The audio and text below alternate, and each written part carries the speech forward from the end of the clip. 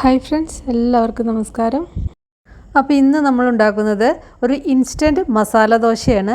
അപ്പോൾ ഇതിന് വേണ്ടിയിട്ട് അരി അരയ്ക്കുക, അത് പുളിപ്പിക്കാൻ വയ്ക്കുക, അങ്ങനത്തെ ബുദ്ധിമുട്ടുകളൊന്നുമില്ല. അപ്പോൾ നമുക്ക് രാവിലെ പെട്ടെന്ന് മസാല ദോശയൊക്കെ ഉണ്ടാക്കണം തോന്നിയാൽ ഉണ്ടാക്കാൻ പറ്റിയൊരു നല്ലൊരു ടേസ്റ്റി ആയിട്ടുള്ളൊരു മസാല ദോശയുടെ റെസിപ്പിയാണിത്.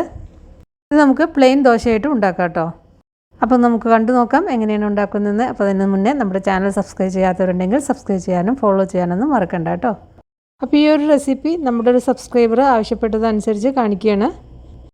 അപ്പോൾ അതിന് വേണ്ടിയിട്ട് 1 കപ്പ് റവയാണ് എടുക്കുന്നത്. ഒരു 240 ml ഒരു കപ്പിന് കേട്ടോ. ഫൈൻ റവയാണ് എടുത്തിരിക്കുന്നത്. ഞാനിപ്പോൾ വറക്കാത്ത റവയാണ് എടുത്തത്. ഇപ്പോൾ നിങ്ങളുടെ കയ്യിൽ വറുത്തതായാലും എടുക്കാവുന്നതാണ്. സാധാരണ നമ്മൾ റവ മാവൊക്കെ ഉണ്ടാക്കാൻ എടുക്കുന്ന അതേ റവ തന്നെയാണ്. പിന്നെ ഇതിലേക്ക് 2 ടേബിൾ സ്പൂൺ ഗോതമ്പ് പൊടിയാണ് ചേർക്കുന്നത്. ഇനി ഇതിലേക്ക് 1 ടേബിൾ സ്പൂൺ കടലമാവാണ് ചേർക്കുന്നത്. കടലമാവ് എന്ന് പറഞ്ഞാൽ ബേസൻ, ബജ്ജിക്കൊക്കെ എടുക്കുന്ന ആ കടലപ്പൊടി ഇല്ലേ, അത് തന്നെ. അപ്പോൾ അതും കൂടിയും ചേർത്തിട്ട് നന്നായിട്ടൊന്ന് അടിച്ചെടുക്കണം.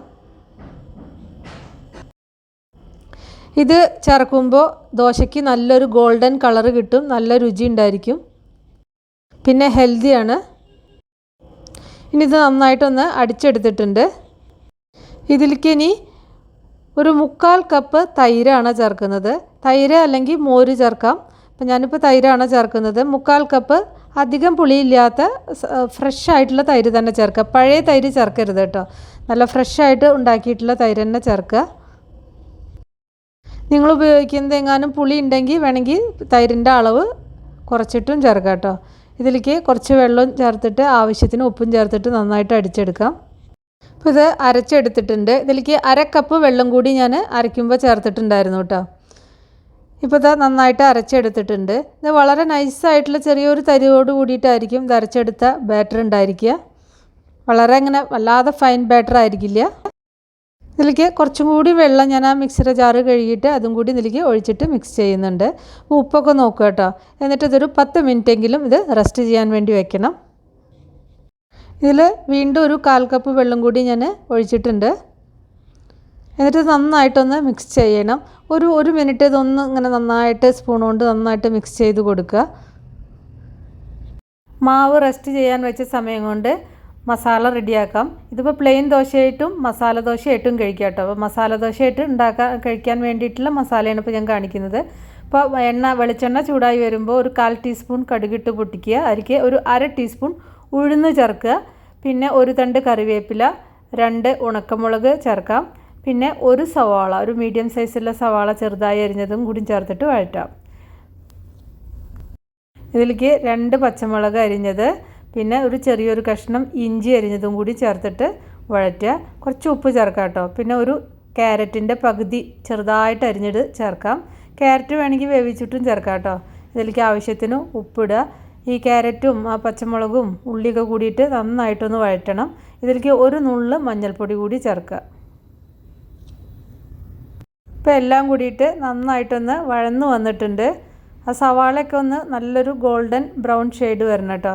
നന്നായിട്ട് വഴറ്റിയെടുക്കുക. ഇനി ഇതിലേക്ക് കുറച്ച് വെള്ളം ഒഴിക്കുക. ഒരു 2-3 ടേബിൾ സ്പൂൺ വെള്ളം ഒഴിക്കുക. ഈ ക്യാരറ്റ് ഒന്ന് വേവണം, അതിൽ കൂടുതൽ വെള്ളം ഒഴിക്കരുത് കേട്ടോ. എന്നിട്ട് ഇതൊന്ന് അടച്ചു വെച്ചിട്ട് ആ ക്യാരറ്റ് ഒന്ന് വേവിക്കാം. ഇപ്പോൾ ക്യാരറ്റൊക്കെ വെന്തിട്ടുണ്ട്. ഇതിങ്ങനെ ആ ഗ്രേവി ഒന്ന് കുറുകി വരുമ്പോൾ അതിലേക്ക് 2 വേവിച്ച് വെച്ച ഉരുളക്കിഴങ്ങ് ഒന്ന് പൊടിച്ചിട്ടാണ് ചേർക്കുന്നത്. അതിങ്ങനെ വെള്ളം കൂടുതലുള്ളപ്പോൾ ചേർക്കരുത് കേട്ടോ. ആ വെള്ളം ഇങ്ങനെ വറ്റി വരുമ്പോൾ ഇതിലേക്ക് ഉരുളക്കിഴങ്ങ് അങ്ങോട്ട് ചേർത്താൽ മതി. എന്നിട്ട് നന്നായിട്ട് മിക്സ് ചെയ്യുക.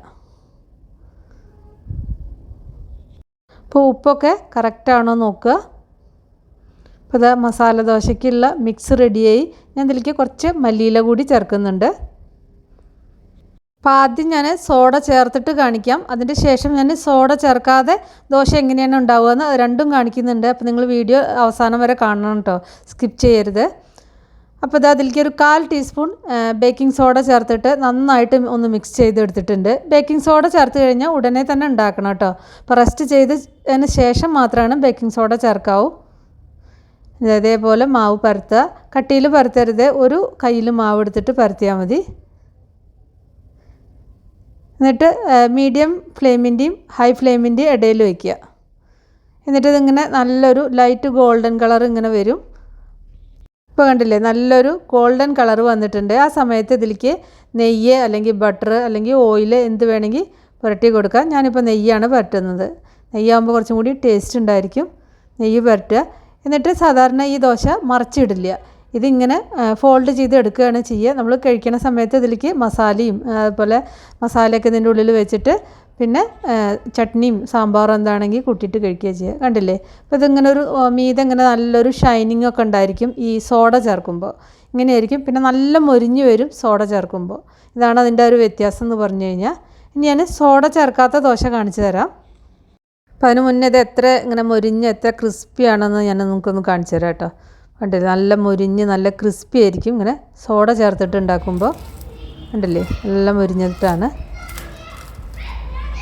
ഞാൻ അടുത്തത് കാണിക്കുന്നത് സോഡ ചേർക്കാത്ത ദോശയാണ് കേട്ടോ. അപ്പോൾ ഇതിൽ ഏത് ദോശയാണ് വേണ്ടതെങ്കിൽ നിങ്ങൾക്ക് ഉണ്ടാക്കാവുന്നതാണ്. അപ്പോൾ അതേപോലെ ഞാനിപ്പോൾ ഈ ഇതിൽ ഉപയോഗിക്കുന്ന ഈ ബാറ്ററിൽ ഞാൻ സോഡ ചേർത്തിട്ടില്ല, ഇത് വേറെ ബാറ്ററാണ്. സെയിം പ്രൊസീജിയർ തന്നെയാണ് ബാറ്റർ ഉണ്ടാക്കുന്നത്, സോഡ ചേർത്തിട്ടില്ല എന്ന് മാത്രമേ ഉള്ളൂ. ബാറ്റർ കനം കുറച്ചിട്ട് പരത്തുക. എന്നിട്ട് മുകൾ വശം ഇങ്ങനെ ഡ്രൈ ആയി വരുമ്പോൾ ഇതിൻ്റെ മീതെ ബട്ടർ അല്ലെങ്കിൽ നെയ്യ് എന്ത് വേണമെങ്കിൽ പുരട്ടാം. അതിപ്പോൾ നിങ്ങൾക്ക് ഓയിൽ നല്ലെണ്ണ എന്ത് വേണമെങ്കിൽ എടുക്കാം കേട്ടോ. അപ്പോൾ ഇത് വേണമെങ്കിൽ നിങ്ങൾക്ക് മറിച്ചിടാം. ഇപ്പോൾ അല്ലെങ്കിൽ ഇത് സാധാരണ ആദ്യം ഉണ്ടാക്കിയ ദോശ പോലെ തന്നെ ഫോൾഡ് ചെയ്തെടുക്കാവുന്നതാണ്. ഏത് ദോശ ഉണ്ടാക്കുമ്പോഴും ക്രിസ്പിയായി കിട്ടാൻ ആദ്യം അതിൻ്റെ മുകൾ വശം നന്നായിട്ട് ഡ്രൈ ആയി വന്നതിൻ്റെ ശേഷം മാത്രം ഓയിലോ നെയ്യൊക്കെ പുരട്ടാവും കേട്ടോ. അപ്പോൾ ഇതുപോലെ ഇരിക്കും നമ്മൾ സോഡ ചേർക്കാത്ത ദോശ. ഇപ്പോൾ സോഡ ചേർത്തതാകുമ്പോൾ ഇതിൽ കാണുന്ന പോലെ നല്ലൊരു ഗോൾഡൻ ഷൈനിങ് ഉണ്ടാവും. അങ്ങനെ കുറച്ചും കൂടി കൂടുതൽ മൊരിഞ്ഞിട്ടുണ്ടാവും. അത്രേ വ്യത്യാസമുള്ളൂ. അപ്പോൾ നിങ്ങൾ ഒരു പ്രാവശ്യം ഉണ്ടാക്കുമ്പോൾ അത് രണ്ട് തരത്തിലും ഉണ്ടാക്കി നോക്കൂ കേട്ടോ. എന്നിട്ട് ഏതാണ് ഇഷ്ടമെങ്കിൽ പിന്നീട് നമുക്ക് ഉണ്ടാക്കുമ്പോൾ ആ ഒരു രീതി ഫോളോ ചെയ്യാവുന്നതാണ്. അപ്പോൾ ഇതിൻ്റെ കൂടെ സാമ്പാർ വെച്ചിട്ടുണ്ട്, പിന്നെ കോക്കനട്ട് ചട്നി എന്തിൻ്റെ കൂടി സെർവ് ചെയ്യാൻ പറ്റും. പിന്നെ ആ മസാല ഇതിൽ വെച്ചിട്ട് നമുക്ക് മസാല ദോശയായിട്ട് കഴിക്കാം. അപ്പോൾ ഉണ്ടാക്കി നോക്കിയിട്ട് ഫീഡ്ബാക്കൊക്കെ അറിയിക്കുക. ഇഷ്ടപ്പെട്ട ലൈക്ക് ചെയ്യാനും ഷെയർ ചെയ്യാനും കമൻറ്റ് ചെയ്യാനും മറക്കണ്ട. താങ്ക്